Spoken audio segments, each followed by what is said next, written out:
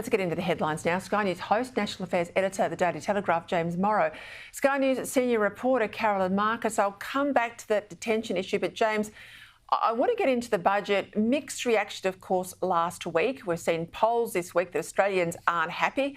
Some of those numbers are the highest recorded against the budget since the polls began.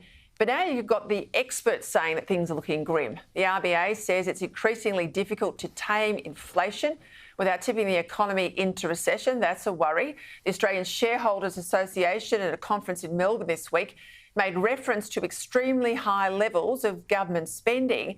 And today the Macquarie Bank economists, they are warning there's a 50% chance we'll end up in a recession this year thanks to the trap of high migration and high interest rates. So despite the spin, I tell you what, James, I reckon there's tough times ahead, isn't there?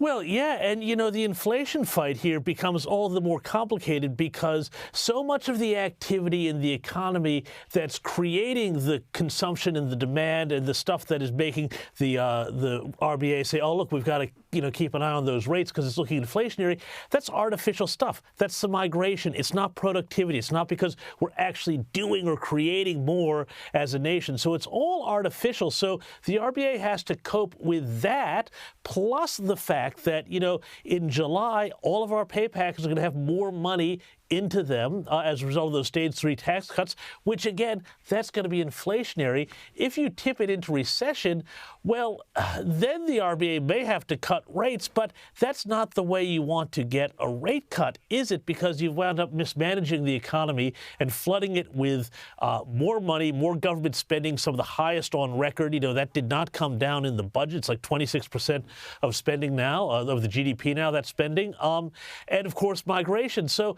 this is a terrible situation that the government is in, and it's all the more reason, too, Peter, why I suspect personally they're going to go sooner rather than later on that election. Yes, I think you're right. I'll get to that too, because there's some interesting spending out on government advertising that I think points to exactly that point you're making there, James.